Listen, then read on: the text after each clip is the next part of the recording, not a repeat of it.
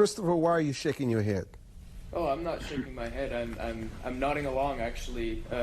One of the interesting things is that actually America routinely ranks as the most charitable country in the world. And I think it's imperative that the IRS does its job to make sure that organizations that profess to be charities are actually charities doing work that benefits people. And I think we shouldn't be taking advantage of Americans' charitable nature, but actually we should be helping the people that need it most.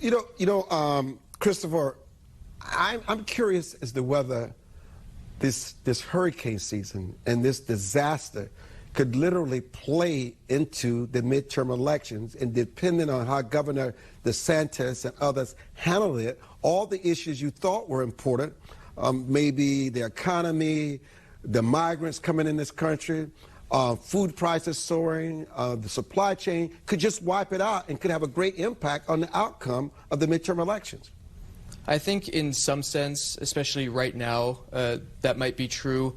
Biden was planning to give a very important, decisive, quite polarizing speech about how people need to vote Democrat and they shouldn't let Republicans take over Congress. But he had to mute that himself. He had to stop talking about that simply because there is a hurricane happening, and obviously things are a lot more sensitive than just political polarization.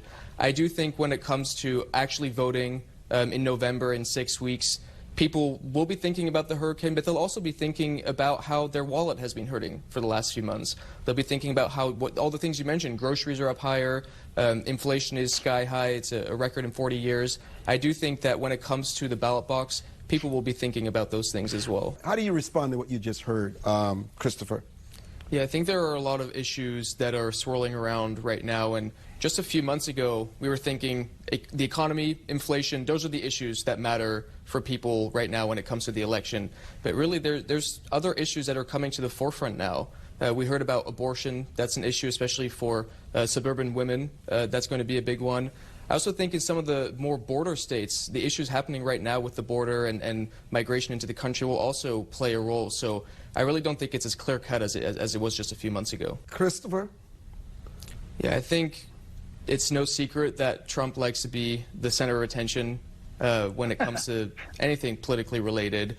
And just pivoting back to what we were talking about, the midterms, I think there really is a bit of a concern that when this election for Republicans becomes about Trump rather than about Biden and kind of the track record of this administration, that actually Republicans might really struggle in the midterms, and it'll help Democrats if this election is about Trump. And so I really think that we should be pivoting to what Biden has done in the last 2 years of his presidency and really focus on how Americans are hurting and how Republicans can come up with better policies that actually help. But back to you, what do you think the issues, Christopher, that are being overlooked in the midterm election that will have an impact?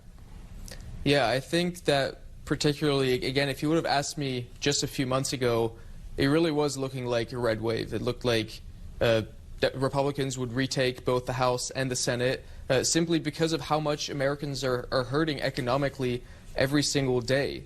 But I do think that right now there is a little bit of a shift around this discussion.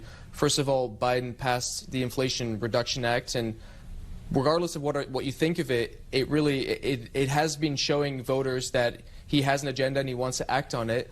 With what you mentioned, the $400 billion in student loan forgiveness, that's clearly something to cater to younger people. And obviously, Democrats are making a big stink about the Dobbs decision and abortion.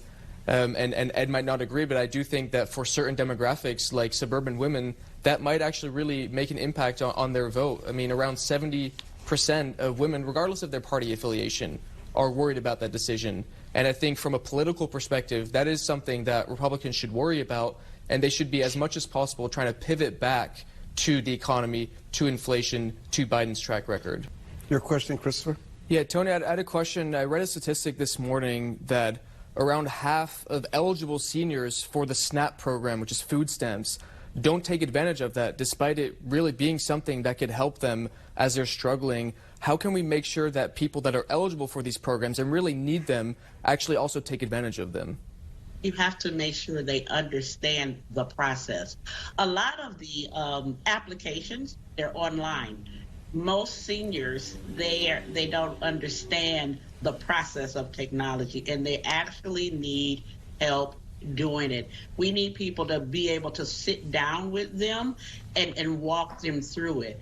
Once again, we hit that frustration barrier, and then I just give up. So there are a lot of dollars that are not accessed because people don't know how to get to them. There are many programs, let's say like the area office of aging could assist our seniors in that. But even in my community, I see there's a lot of seniors that don't even utilize that because maybe they don't know about it. There's no one giving this information to them. I think there needs to be more boots on the ground to make our people aware of what's out there for them. Let me ask you, how pervasive are the poor in poverty in America? I think it's very pervasive. I think the middle class is now called the working class poor because our dollar just doesn't go as far as it used to. And then with the rates of inflation, just the other day I was talking to a friend of mine. You go into the grocery store with $100, you used to get a lot of stuff. You come out with a few things now.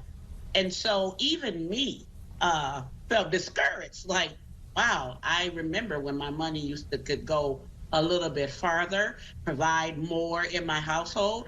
Just think of a person who may have $10 and they have a family of 4 to feed.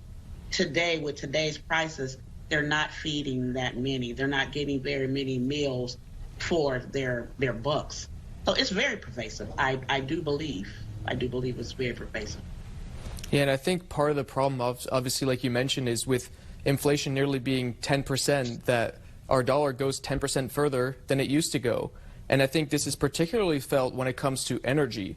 I mean, gas prices are up around 60%, electricity is up around 20%, and I think for a lot of seniors especially, and just people in poverty in general, it's very difficult to meet these basic daily necessities of energy requirements. And I think we should be talking about how everything that's been happening with inflation, with economic policy, is actually impacting the ability to find affordable energy as well. Mm-hmm. Especially with the weather turning. Now people are turning on their heat. Now we're coming from the summer when you were running your air conditioners. Those electric bills sometimes triple for some people. Wow. And there was aid. There was COVID monies that were helping people pay their utilities, pay their rents. That money is coming to an end. So we're going to have a whole lot of people who are in need of more and more assistance. And it's not always there. And I do believe we need to address things more at a macro level, at the systems levels. We need to set policies. We can work with individuals, we can work with communities, but I think the most lasting change will be at that macro level where policies are made.